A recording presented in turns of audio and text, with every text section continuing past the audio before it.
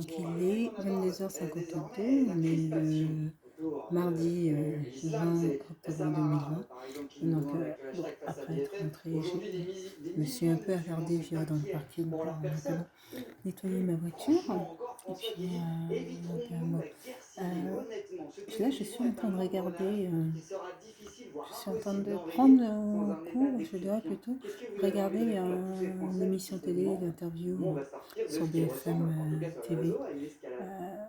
avec le ministre Bon, de d'abord, je pense qu'il y a l'Intérieur, deux grandes Gérard peurs. Darmanin. Il y a la peur des Français de confession musulmane Et je trouve ça assez qui ont intéressant en peur, fait, en c'est effet, d'être les victimes les expiatoires, le sujets qui bouc sont abordés, émissaire. donc C'est toujours comme ça, dans je les regrette un moments de peu de crise vous très avoir forte, pris il y a des ça boucs émissaires. Et ils ont peur de payer pour tous en... les autres et qu'on voilà, les distingue pas. enfin. Et qu'on nie leur qualité de Français parce qu'on les définit comme musulmans. Et moi, je comprends leur peur. Et la République est là pour les protéger. Et puis, il y a la peur de tous ceux qui ont peur de l'islam. Par ignorance, parce que ce qu'ils voient à la télévision est terrible, parce que ceux qui se sentent attaqués, justement, pas justement. C'est un fait que nous devons constater. Et les hommes et les femmes politiques sont là pour essayer, justement, de réparer et de rassurer. Et de rassurer les deux. Moi, je suis tout aussi conscient de mon rôle pour protéger les Français musulmans que de pour dire aux autres, je ne serai pas évidemment la victime non plus des islamistes radicaux. Et c'est évidemment extrêmement difficile. Non, dans la même émission que nous disons, je me dis que les gens nous regardent et ont connecté une conversation, me mettre le plus épilurique pour dire oh là là, c'est bien fait de chaud parce qu'ils considèrent qu'il n'y a pas à dire ce qu'ils pensent être le bon capitalisme mauvais. Vous avez bien compris que c'est parce qu'on a dit ce soir sur le plateau. Non, non, c'est pas une organisation particulière, mais je me permets quand même de connecter les deux tendances parce que vous avez bien choisi vos titres aussi. C'est un choix éditorial que je respecte et que j'ai le droit de discuter d'ailleurs. C'est un sujet que vous avez mis sur la table hier matin sur Europe 1. Je referme. Oui, mais j'ai le droit d'en discuter. Ah, bien sûr. J'ai le droit de le dire également et tu as le droit d'être gêné par ce que je dis parce que c'est liberté d'expression. Vous voyez, pour tout le monde, y compris pour les hommes politiques qui sont invités sur le plateau. Et de dire juste après, il y a des gens qui croient qu'il faut mettre des lois d'exception pour lutter contre une guerre civile qui arrive.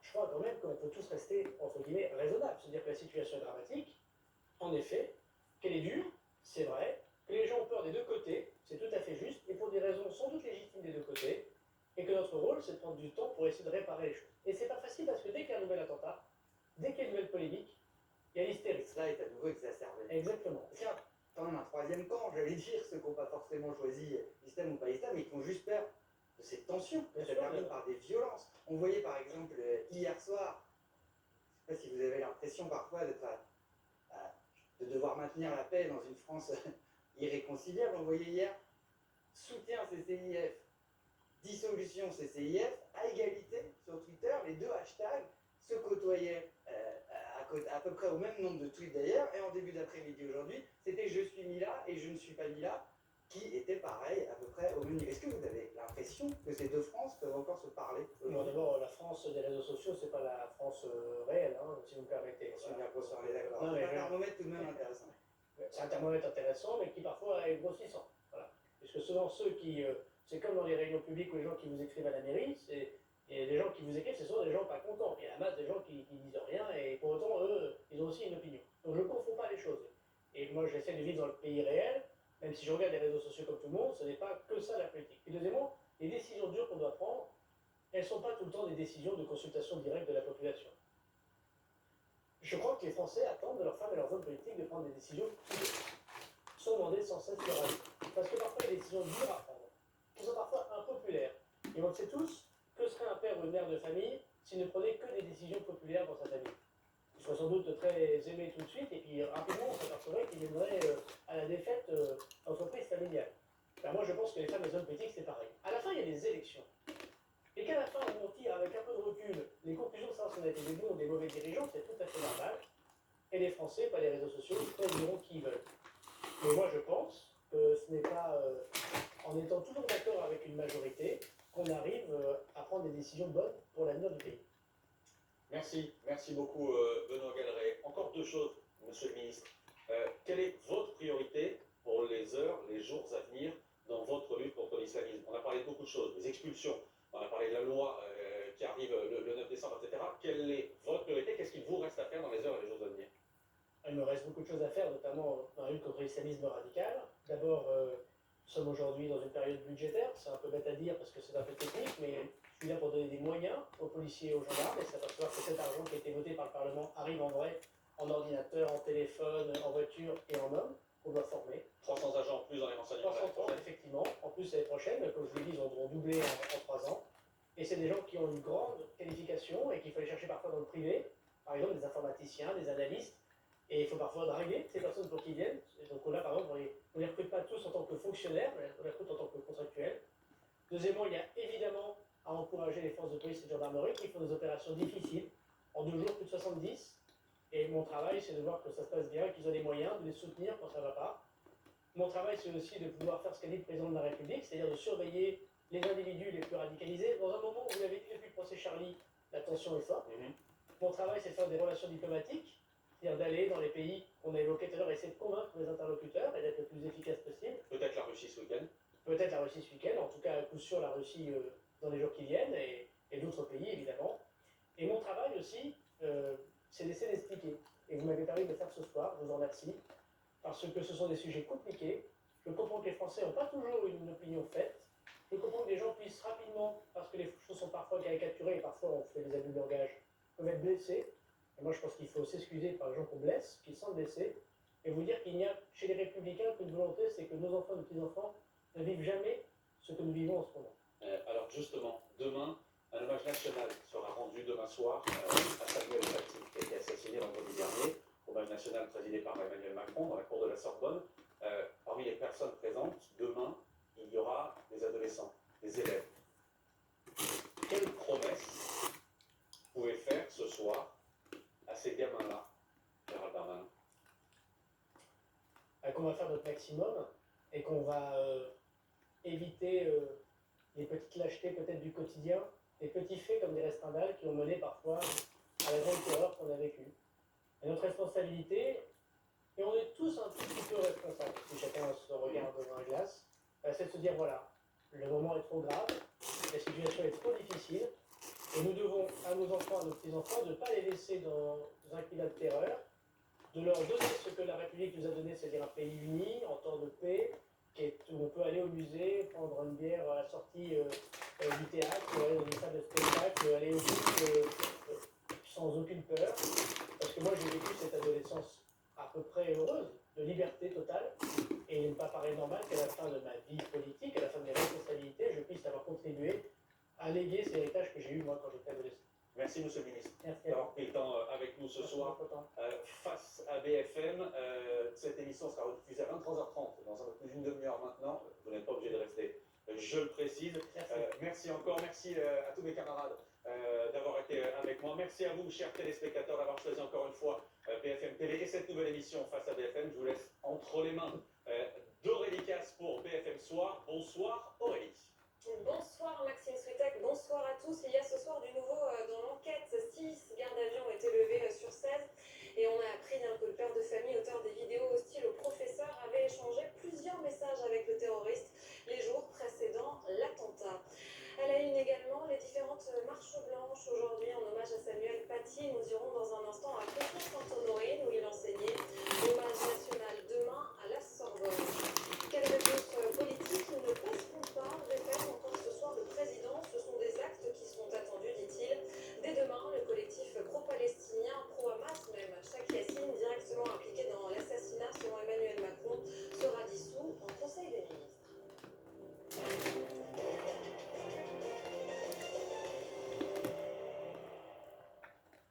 Où en est l'enquête? 16 personnes étaient entendues ces dernières heures sous le régime de la garde à vue, à la fois à la sous-direction antiterroriste et à la DGSI.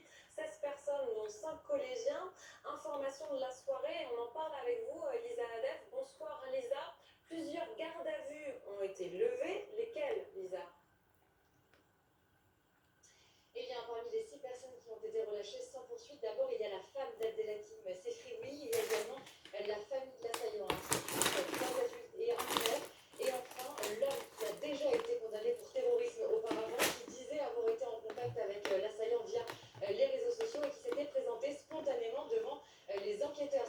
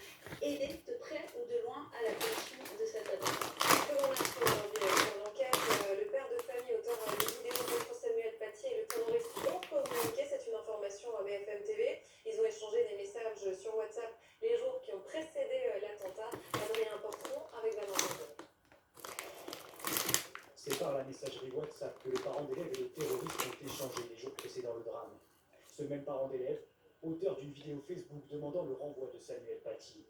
Pour le moment, on ignore le contenu de la discussion et si elle a motivé le jeune homme de 18 ans à commettre un tel acte. Le terroriste a aussi utilisé les réseaux sociaux pour envoyer un message à Abdelhakim Sefrioui, un activiste islamiste, lui aussi auteur de plusieurs vidéos contre le professeur d'histoire-géographie. Mais à ce stade, on ne sait pas si l'homme lui a répondu. Au fil de l'enquête, les éléments s'accumulent et renforcent la thèse d'une préméditation. On sait désormais que le terroriste se trouvait dès 14 h vendredi dernier aux abords du collège de Conflans-Sainte-Honorine. Selon nos informations, il se dirige vers un élève de 14 ans pour lui demander de lui montrer Samuel Paty en échange d'argent. Cet élève accepte et s'oriente vers son groupe d'amis. Il décide alors de se partager l'argent, une somme importante de 300 €. Et que les gens, ils ont bien montré au terroriste à quoi ressemblait Samuel Paty. Ils ont attendu pendant de nombreuses heures devant le collège vendredi après-midi. Ce que l'on sait de leur déclaration en garde à vue, eh bien, c'est qu'ils regrettent et ne savaient pas les intentions du terroriste. Et point important, ils n'ont pas remarqué d'armes sur l'assaillant. Selon le témoignage de cet élève, l'homme ne dévoile aucune de ses intentions macabres. Il explique seulement vouloir demander des excuses filmées de l'enseignant pour avoir montré les caricatures de Mahomet lors d'un cours sur la liberté d'expression. Toujours selon nos informations, jusqu'à la sortie du professeur d'histoire-géographie, l'homme de 18 ans reste à proximité du parking du collège. Puis, quelques minutes plus tard, le terroriste assassine froidement Samuel Paty. Elle est très importante cette information, Alexandra Gonzalez. Il y a donc bien eu communication entre le terroriste et le père de famille, auteur des vidéos hostiles, des vidéos contre le professeur. On ignore toutefois quand vraiment ils se sont parlé, quand ils ont communiqué sur une messagerie, et ce qu'ils se sont dit. Oui, alors c'est ce que l'enquête va essayer de déterminer. En tout cas, ce qu'on peut expliquer sur le lien entre l'assaillant et ce père de famille, lorsqu'il publie son premier message sur Facebook, il appelle à faire exclure cet enseignant, et bien il met son numéro de téléphone à lui, et son propre numéro de téléphone, et c'est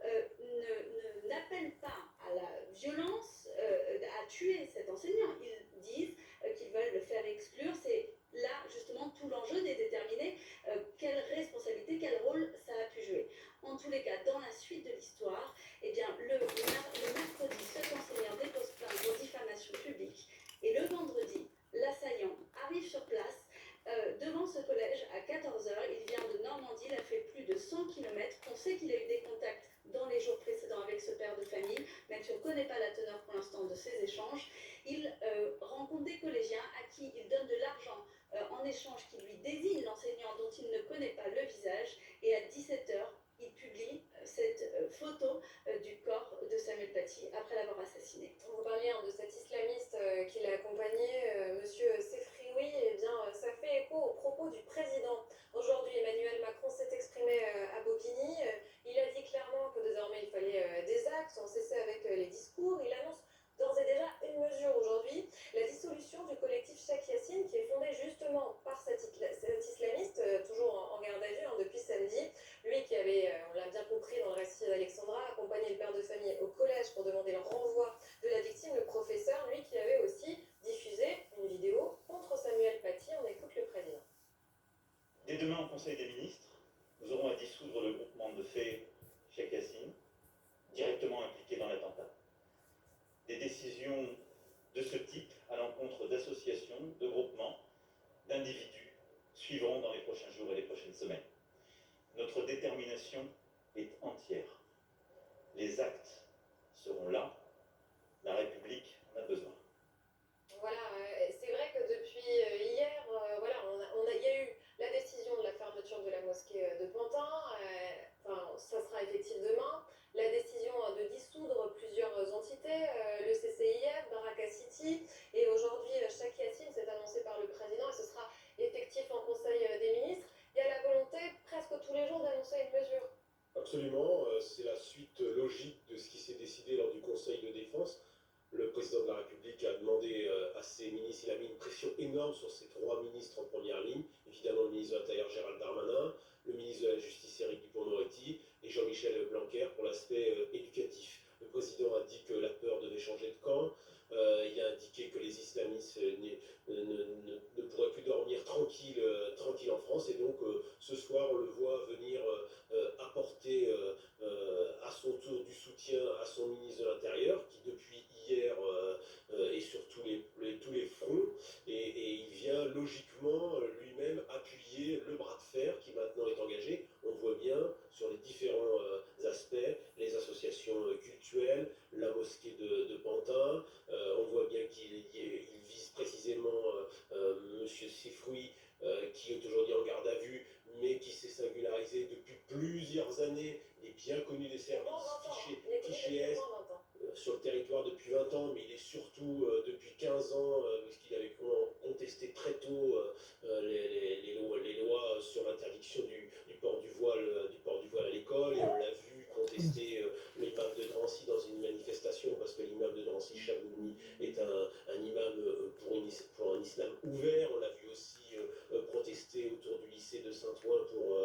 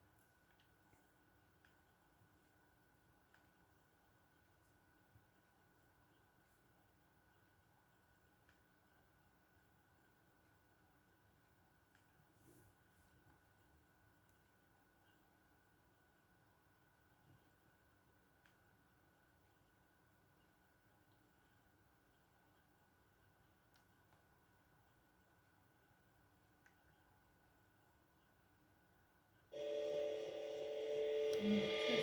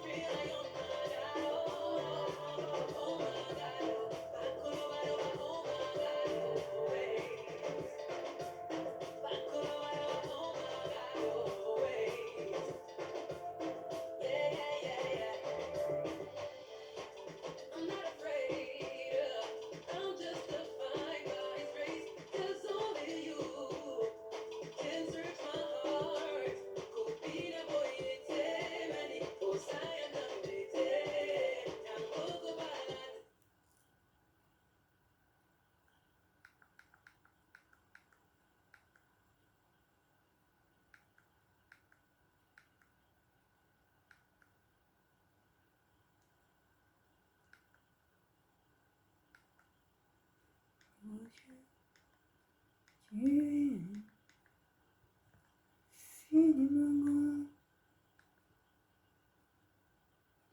éternel puissant.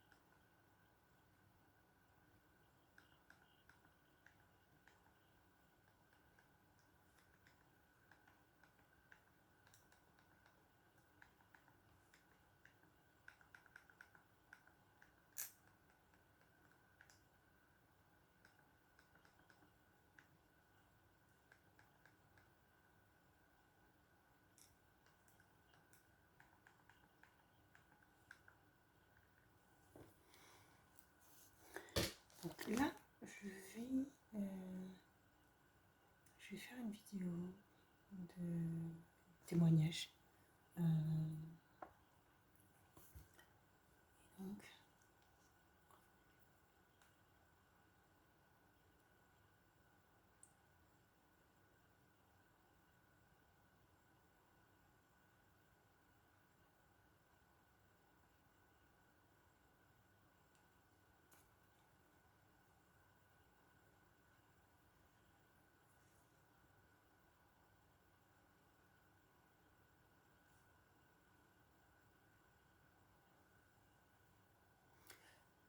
Je vais regarder au niveau du temps que j'ai.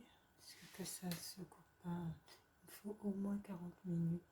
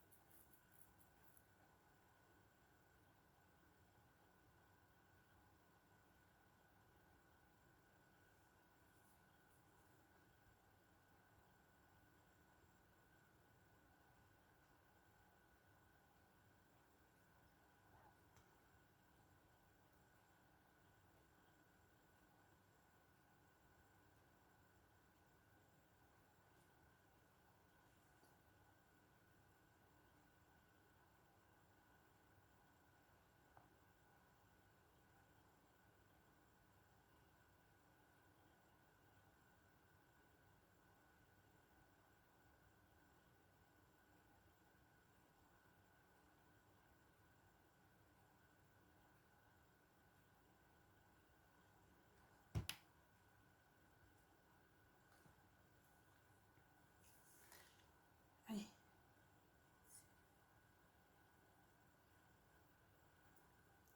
C'est parti pour cette petite vidéo. Bon, je prends pas de notes. Je vais souvent sur les témoignages comme ça, je vais surtout improviser. Bon, il y a la pluie qui est passée par là, mais je vais surtout improviser sur ce que je dis. Parce que je pense en plus sur les prédications, le Seigneur accorde son onction et transmet la parole voilà, naturellement. Mais il les transmet également lors des écrits, mais là, comme souvent pour les prédications, je vais dire simplement ce qui me vient.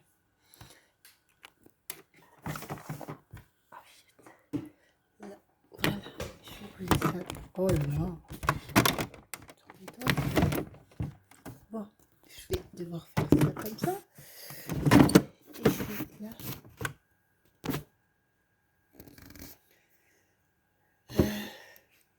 Ça, c'est une petite bouteille d'eau que j'ai achetée aujourd'hui. Je dois reconnaître que bon, je bois, mais j'attends avec impatience de recevoir ce que j'ai commandé parce que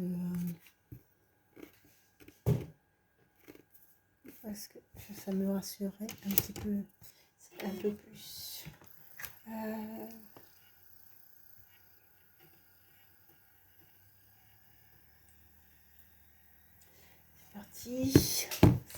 C'est parti. Allez. Oh. Donc, le choix de la musique. Là, la musique, je l'ai choisie. J'essaie de ranger avant de partir. Après, j'en mets partout. Et j'ai pas encore fait ma vidéo du mois. Il faut que je la fasse. C'est parti.